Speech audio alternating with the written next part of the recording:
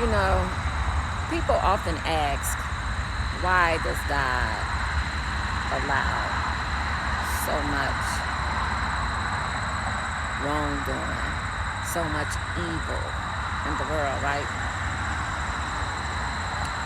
But have you ever thought that maybe the God of the light is not orchestrating this thing we call life by himself?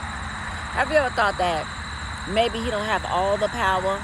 Maybe there's two forces, the force of the light, which, God of the light, and the God of the darkness, right?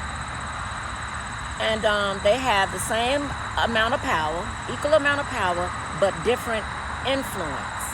Have you ever thought that it could possibly be that way? So you won't have to keep asking yourself, like, why would he allow this? Maybe he can only control what he can control, and that is really through you, and that's the influence of good, and that's your choice to make. That's why you have free will. So you have the choice to choose right from wrong. You know what I'm saying? So if you do wrong, you following the God of the darkness. And if you want to call him the devil, whatever you want to call. And if you choose to do right, you follow the divine, the God of the light. And both reside in you. They both reside in you. Because you don't see these forces. I've said it before. You don't see these forces. They play out through you. So it's what you decide to choose.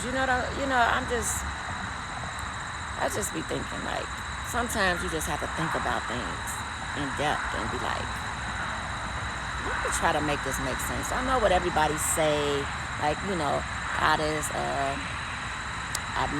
what is it? Omnipotent, omniscient, whatever you call it. Like, he see all, and know all. Like, he's just all by himself. And, now they want to ask why he's allowing this. And maybe it's because he's trying to get us closer to him. That would play a part in it, but still, there's still two forces. Now,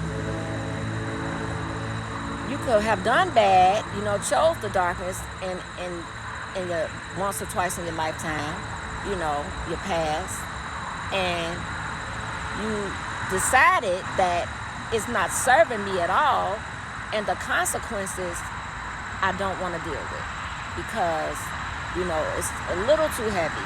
The consequences of my actions from the past was a bit heavy. So, yeah, you turn back.